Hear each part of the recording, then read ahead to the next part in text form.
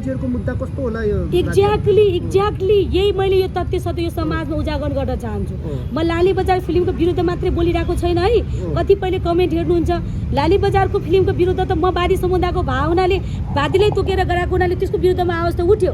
तर यहाँ कानुनी प्रोसेस र लडाइँ गर्दाखेरि हामी जस्तो मान्छेलाई त यस्तो च्यालेन्जिङ छ भने यहाँ गरिब अशक्त असहाय जसँग पावर छैन, सत्ता छैन, पैसा छैन, शक्ति छैन, त्यसले त यहाँ नेपाली न्याय पाउँदैन। मैले सर्वोच्चमै देखेँ 6 वर्ष 10 वर्ष तपाईँको बाउले मुद्दा लड्दै बाउ मरेर छोरा लिएर लड्दा नातिले त्यो मुद्दा अहिलेसम्म लडिरहेको छ क्या सर्वोच्चमा। यस्ता केस पनि छन्। अब हेर्नुहोस् कतिसम्मको न्यायपालिकाको कमजोरी र अदालत भन्ने बित्तिकै यो फिल्मी कर्मी जुन मनोरञ्जन सेक्टरमा काम गर्ने मान्छे जस्तो लाज पचेका अर्काको अस्मिता बेचेर अनि अर्काको चाहिँ तपाईँको भनौँ न अरूलाई चाहिँ नङ्गाएर पैसा कमाउने जुन यिनीहरूको जुन सुरक्षा फिल्मी कर्मीहरूको यो फिल्म इतिहास कलाकारहरूलाई तपाईँ के भन्न चाहनुहुन्छ? जुन अहिले तपाईँको फिल्म चलाएर चाहिँ जुन पैसा कमाउ धन्दा भइरहेछ तपाईँहरूको जुन समाजको चाहिँ अस्मिता तपाईँको नारीहरूको वादी नारीहरूको चाहिँ जुन अस्मितामाथि खिलवाड गर्ने जुन काम गरेको छ अहिलेको जुन यो लाली बजार फिल्मले, यो विषयमा तपाईँ के भन्न चाहनुहुन्छ? अभिव्यक्ति स्वतन्त्रताको भद्दा मजाक, सीमालाई नाङ्नु मिच्नु, अभद्रता अराजकता ल्याउनु होइन। यस्ता फिल्मी कर्मी जो हुनुहुन्छ जसले धेरै सबै फिल्मी कर्मी यस्तो हुनुहुन्न, सबै फिल्मी टिम त्यस्तो हुनुहुन्न, तर कोही फिल्मी टिम छन् जो एज फर इक्जाम्पल जिता जाग्दा लाली बजार टिमलाई लिन सक्नुहुन्छ तपाईँले। अब अभद्रता अराजकता कसैको इतिहासलाई को नाममा होइन 2-4वटा अभियन्ताको बलको नाममा 2-4वटा अभियन्तालाई किनेर उनको आडमा समुदाय यस्तो भनेर तपाईँको बर्बरता होइन।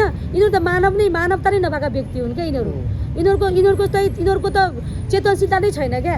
यिनीहरूले देखाइदिए कि पैसामा यिनीहरू इज्जत पनि बेच्छन्, पैसामा मानवता पनि किन्छन् भने देखाइदिए क्या यिनीहरू चाहिँ तपाईँको फिल्म कर्मीहरू हुन्छ जुन तपाईँको अहिले समाजले बुझ्नुपर्ने कुरा चाहिँ के देखियो त भन्दा यिनीहरूको जात पनि हुँदैन, धर्म पनि हुँदैन, मानवता नि हो। एक्ज्याक्टली न जात न धर्म मानवता। यदि लाली बजार फिल्मको टिम जस्तै गरे यदि साँच्चीकै चेतनशील व्यक्ति हुन्थ्यो, समाजका व्यक्ति हुन्थ्यो, यिनीहरूको जात हुन्थ्यो, यिनीहरूको धर्म हुन्थ्यो, यिनीहरूको इज्जत हुन्थ्यो होइन भने यिनीहरूले यो चिज गर्ने थिएनन् क्या। किन हामीले तपाईँको यो मुद्दा चल्दै ल ठिक छ यिनीहरूले त देखाएअनुसार त भने भन्दा पनि बढी कमाइसक्यो नि त। 8 करोड 5 करोड हो, 8 करोड पनि 5 करोड लगाएको लगानी हो। झुट बोलेर 8 करोड भन्दै हल्ला फिजे पछि 10 करोड भने त्योभन्दा बढी त लगानी त उनीहरूको त उठिसक्यो त। तर पनि यिनीहरूको बर्बरता र अभद्रता अझसम्म खतम भएको छैन। अझ पनि तपाईँको चाहिँ यो मुद्दालाई लिङ्गरिङ गर्ने, भोलि युट्युबमा हाल्ने, भोलि विभिन्न मिडियामा हाल्ने, त्योबाट पनि पैसा कमाउने होइन। अनि उनीहरूको बर्बरता के छ भन्दाखेरि we are the supreme, we are the powerful, we can do anything, there is no powerful and there is no greater than us. We have the अभिव्यक्ति स्वतन्त्रता भन्ने नाममा साहित्य कलाको नाममा यिनीहरूले चाहिँ के गरे भद्दा मजाक गरे, मानवता बेचे। यिनीहरू दया धर्म मानवता भएका व्यक्ति नै होइनन्। किन यदि हुन्थ्यो भने उनीहरूलाई पनि आफ्नो जातको गर्व हुन्थ्यो, ए म पनि फलानो जातको, भोलि फलानो जातको मेरै जातको लागि पनि यसरी गलत इतिहास देखाउँदा उनीहरूलाई पनि पीडा पर्नु पर्थ्यो, यिनीहरूको धर्मलाई यसरी गर्दाखेरि पीडा पर्नु पर्थ्यो, एउटा मानवताको हनन गर्दा मानव अधिकार हनन गर्दा पीडा हुनु पर्थ्यो। तर त्यो देखिएन, सिर्फ पैसामा बिक्ने एउटा टिम देखियो, यो लाली बजारको टिम, मानवता नभएको टिम देखियो। म तपाईँलाई एउटा कुरा यो विडम्बनाको विषय हो। यो नेपालमा अहिले जुन अवस्था भइरहेको छ यो एकदम विडम्बनाको, एकदमै मन खाने, एकदमै तपाईँको बर्बरताको अवस्था आइसक्यो। म माइतीघर मण्डेलामा बसेको 12 दिन भयो, तपाईँको 24 घण्टा धर्नामा र अनसनमा आसनमा बसेको 12 दिन भयो। र सँगसँगै तपाईँको चाहिँ योभन्दा पहिला हामीले चाहिँ यो मुद्दा र मेरै आफ्नो मुद्दा मेरै आफ्नो समस्या लड्दै 2 महिना बितिसक्यो। र तपाईँहरूलाई ज्ञातै छ रोशनीवादी भन्ने बित्तिकै लाली बजार फिल्म भन्ने तपाईँलाई एकलाई थाहा छ होइन। लाली बजारको मुद्दा उठाएर म अगाडि बढेँ। किन लाली बजारको मुद्दा माथि उठाएँ भन्दाखेरि लाली बजारले खुल्ला एउटा समुदायको चरित्र हत्या गर्यो। र जुन अहिलेको अवस्थामा 21औं शताब्दीमा हामीले कसैलाई तोकेर गालीसम्म गर्न सक्दैनौँ भने एउटा समुदायलाई खुल्ला गाली दिएको छ। त्यो हिसाबले मैले आफ्नो आवाज उठाएँ लाली बजारको मुद्दा लिएर है।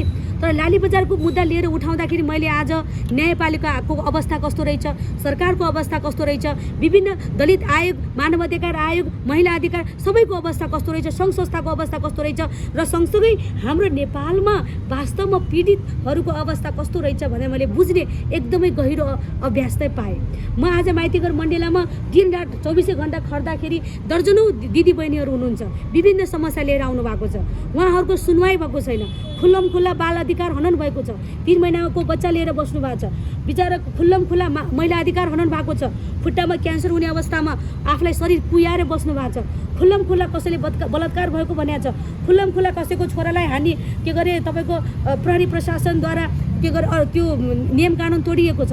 हरेक विभिन्न किसिमका मुद्दा छन्। यहाँको माइतीघर मण्डलीका मुद्दा त म अलगै भने, तर मैले जब उच्चदेखि सर्वोच्चमा लडाइँ गर्न थालेँ मैले यस्तो हेरेँ कि हेर्नुहोस् तपाईँको कमजोर असहाय र शक्ति र पाउन भएको मान्छे नेपालमा न्याय पाउने रहेनछ। यति साना साना कस्तो बुढापाका हुनुहुन्छ, देख्दाखेरि दया लाग्छ। लट्ठी टेकेर अहिलेसम्म तारिक पेस धाम्न आइरहनु भएको छ। छोराले लडिरहेछ, न्याय पाएको छैन। अनि बाउले लड्यो, छोराले पायो, नाति नातिनालीसम्म लड्यो, तर न्याय पाएको छैन। अब यो रोशनी नेपालीको आवाज भनेको सिर्फ लाली बजारको मात्र यो आवाज होइन र लाली बजारको समस्या भनेको बादीको मात्र होइन। यो समग्र महिलाको एउटा मुद्दा हो, समग्र गरिबको मुद्दा हो, समग्र दलित समुदायको मुद्दा हो, समग्र गैर दलित समुदायको मुद्दा हो। किनभने लाली बजार फिल्ममा जुन देखाइएको छ यो धन्दा तपाईँको यो व्यवसाय गैर दलित समुदायले पनि गरेका थिए, अरू महिलाले पनि गरेका थिए। कसैले गरे होलान् त्यो छुट्टै कुरो हो, तर गरेको चिजलाई देखाउने र कसैको तपाईँको इतिहासलाई, कसैको भविष्यलाई, बितेको चिजलाई चाहिँ त्यसलाई देखाउनु, बजारीकरण गर्नु यो कहीँ पनि यो पचाइने चिज चाहिँ होइन। त्यही भएर तपाईँलाई म के रिक्वेस्ट गर्न चाहन्छु भने म माइतीघर मण्डलामा बस्दा मेरो मात्रै होइन, मद्वारा यो आवाज अब जुन मैले निकायमा आवाज उठाउँदैछु, लाली बजार सँगसँगै जति पनि महिलाको हुनुहुन्छ यहाँ माइतीघर मण्डलामा उहाँहरूको अधिकार पनि सुरक्षित हुनु पर्यो। अब उहाँहरूको माग पनि सुरक्षित हुनु पर्यो। अब जुन गरिबहरूले न्यायपालिकामा धाइरहेका छन् त्यो न्यायपालिकामा धाउने अवस्था नआओस्। हे सरकार, अब न्यायपालिका पनि निष्पक्ष र सफा हुनु पर्यो। न्यायपालिकामा कालो धन्दा हुन भएन, यो चिज हुनु पर्यो। त्यो हिसाबले चाहिँ मैले तपाईँहरू सबैलाई म पनि एउटा अब यो मुद्दा जुन लाली बजारको मुद्दा अरू अझै 2-4वटा मुद्दा अझै नयाँको हिसाबले म लड्दैछु। माइतीघर मण्डलामा छु, बस्नु छ, खानु छ। मैले आफैले आफ्नो खर्च धानेर म बसिरहेको छु र सँगसँगै मैले सकेसम्म आफ्नो वरिपरिकालाई सहयोग गर्ने पनि म चाहन्छु र गर्ने सति मैले गरेको पनि छु। त्यही हिसाबले देश विदेशमा रहेका कुनै पनि चेतनशील व्यक्ति हुनुहुन्छ, युवा हुनुहुन्छ भने तपाईँले अब न्यायपालिकालाई निष्पक्ष गराउन चाहनुहुन्छ। अब साँच्चीकै गरिबले यसरी रोशनीवादी जस्तो भौतरिएको अब भौतरिने अवस्था गरिबहरूको नआओस्, कुनै पनि महिलाको नआओस् भन्न चाहनुहुन्छ, महिला अधिकार सुनिश्चित हुन चाहनुहुन्छ भने मैले यो मुद्दा देशव्यापी होइन अन्तर्राष्ट्रिय लेभलसम्म लिँदैछु। त्यही हिसाबले तपाईँहरूले चाहिँ सक्दो सहयोग गरिदिन पनि अनुरोध गर्दछु। किन तपाईँको सहयोग बिना कुनै पनि कार्य, कुनै पनि तपाईँको काम सफल चाहिँ हुँदैन। सङ्घीय शक्ति कलियुगमा कुनै पनि काम गर्नु छ भने सामूहिक शक्तिको जरुरी छ र शक्ति भनेको बादीको मात्र होइन, समग्र चेतनशील व्यक्तिको हुन्छ। त्यही भएर देश विदेशमा सबैमा बस्ने कुनै पनि व्यक्ति हुनुहुन्छ, तपाईँलाई सो इच्छाले सहयोग गर्न चाहनुहुन्छ भने सहयोगको पनि म अनुरोध गर्दछु। धन्यवाद। के पनि भन्न चाहन्छु भन्दा तपाईँले यो भिडियो हेरेर ओहो यो त कमाइ खाने भाँडो बनायो, यो तपाईँको यो चिज हो भन्ने हिसाबले चाहिँ तपाईँले यो कहिले पनि जज नगर्नु होला।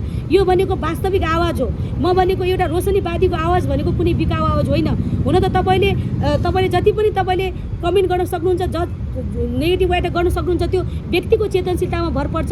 तर यो लडाइँ लड्दै म अब समग्र महिलाहरूको आवाज चाहिँ हुन चाहन्छु।